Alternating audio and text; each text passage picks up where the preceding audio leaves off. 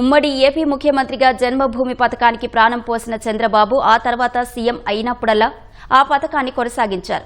ఈసారి అందుకు భిన్నంగా ఊరిలోని పేద కుటుంబాల బాగుకు మార్గదర్శి బంగారు కుటుంబం నినాదంతో P4 విధానానికి శ్రీకారం చుట్టారు. ఎన్నికల హామీ అయిన ఈ పేదరిక నిర్మూలన లక్ష్యాన్ని ఉగాది పర్వదినమైన నేడు లాంఛనంగా ప్రారంభించనున్నారు. వెలగపూడి సచివాలయం వెనుక ఇందుకు భారీ ఏర్పాట్లు చేశారు. అన్ని అసెంబ్లీ నియోజకవర్గాల నుంచి స్వయం సహాయక సంఘాలు, విద్యార్థులు, రైతులు, ఉపాధి కూలీలను ఈ కార్యక్రమానికి ఆహ్వానించారు. P4 ప్రభుత్వం, ప్రైవేటు, ప్రజలు భాగస్వాములై సమాజంలోని పేదరిక నిర్మూలనే లక్ష్యంగా పనిచేయడమే దీని అర్థం. సమాజంలో ఉన్నత స్థితిలో ఉన్న 10% మంది, అట్టడుగున ఉన్న 20% మంది పేదలను దత్తత తీసుకుని వారికి అండగా నిలిచి పేదరికం నుంచి పైకి తీసుకురావాలనేది ఈ పథకం ఆశయం. రాష్ట్ర ప్రగతిలో ప్రజల భాగస్వామ్యం కలిస్తే అద్భుత ఫలితాలు సాధించవచ్చుననే ఆలోచనలతో ఈ కార్యక్రమానికి ప్రభుత్వం శ్రీకారం చుడుతోంది. రాష్ట్రంలోని స్థితిమంతులు, బయట ప్రాంతాల్లో స్థిరపడిన శ్రీమంతులు కలిసి తమ జన్మభూమిలో పేద కుటుంబాలకు ఎలా ఉపయోగపడవచ్చు అనేదే P4 విధానం. స్థానిక అభివృద్ధి కార్యక్రమాల్లో ప్రవాసాంధ్రుల భాగస్వామ్యం, ఊరికి మేలు చేయాలన్న స్ఫూర్తి రగిలించేలా ప్రభుత్వం వారధిలా ఎలా ఉండాలన్నదే దీని ఉద్దేశం. అట్టడుగు ప్రజలకు సంపన్న కుటుంబాల తోడ్పాటే లక్ష్యంగా ఈ కార్యక్రమం సాగనుంది. ప్రారంభోత్సవం సభ కోసం వెలగపూడిలో పెద్ద ఎత్తున ఏర్పాట్లు చేశారు.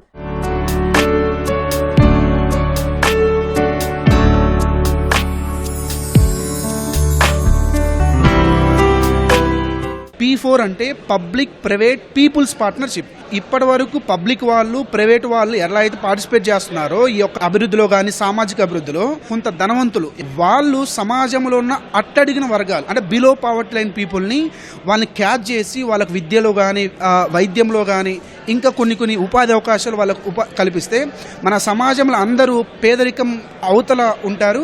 సో గవర్నమెంట్ యొక్క ప్రధాన ఆశయం 2047 విజన్ 2047లో మనకి జీరో పావర్టీని అచీవ్ చేయాలని ప్రధాన ప్రిన్సిపల్.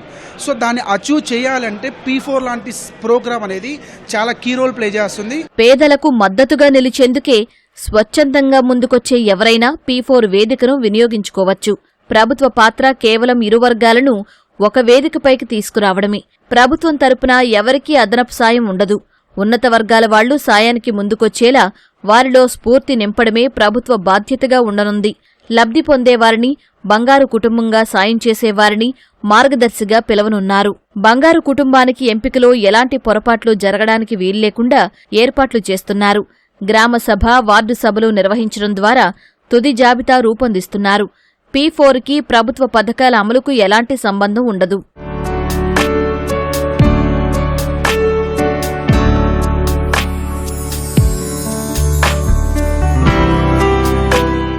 ఐదెకరాలు మెట్టభూమి ఉన్న భూ యజమానులను, ప్రభుత్వ ఉద్యోగులను, ఆదాయపు పన్ను చెల్లిస్తున్నవారిని, 4-వీలర్ వెహికల్ ఉన్నవారిని, 200 యూనిట్లు కన్నా ఎక్కువ విద్యుత్ వినియోగిస్తున్నవారిని, మున్సిపల్ ఏరియాలో సొంత ఆస్తి ఉన్నవారిని, ఆర్థికంగా ఉన్నతంగా ఉన్న కుటుంబాల వారిని ఈ కార్యక్రమం నుంచి మినహాయించారు.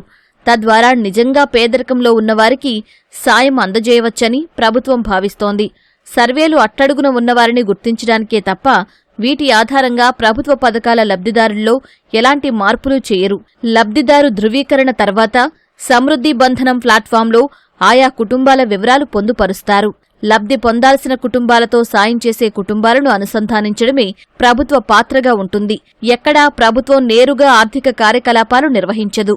మ్యాచింగ్, ఎనర్జింగ్, ట్రాకింగ్ వరకే ప్రభుత్వ పాత్ర ఉంటుంది.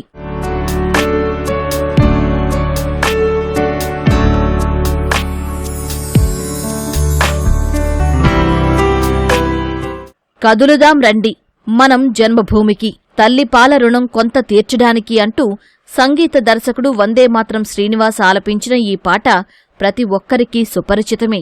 దేశ విదేశాల్లో స్థిరపడిన తెలుగువారు సొంతూరి బాగు కోసం చెయ్యూతనివ్వండంటూ 90వ దశకంలో తొలిసారి ముఖ్యమంత్రిగా బాధ్యతలు చేపట్టిన చంద్రబాబు చేపట్టిన వినూత్న కార్యక్రమం ఇది. ఏ ప్రభుత్వమైనా సంక్షేమం, అభివృద్ధి అందించే క్రమంలో ఓ స్థాయి వరకే చేయగలదు. అంతకు మించి చెయ్యాలంటే ఎన్నో అడ్డంకులు, ఇబ్బందులు, ప్రభుత్వ నిబంధనలు, ఇలా అనేక సమస్యలు అధిగమించాలి. అదే దాతలు స్వచ్ఛందంగా ముందుకొచ్చి తమ సొంత ఖర్చులతో ఏదైనా చేస్తామంటే అందుకు ఎలాంటి అడ్డంకులు ఉండవు. ప్రభుత్వ పరంగా వారికి కాస్తంత చేయూతనిస్తే చాలు. ఇదే ఆలోచనలతో ప్రజల్ని ప్రభుత్వంతో భాగస్వాముల్ని చేస్తూ జన్మభూమి కార్యక్రమానికి నాడు చంద్రబాబు శ్రీకారం చుట్టారు. ఎవరో వస్తారని ఏదో చేస్తారని ఎదురుచూసి కాలం వృధా చేయకుండా అందరమూ తలోచేయి వేసి రాష్ట్ర ప్రగతిలో ప్రజలను భాగస్వాములను చెయ్యాలన్నది చంద్రబాబు తపన. అందుకే నాడు జన్మభూమి అంటే నేడు P4 అని అంటున్నారు.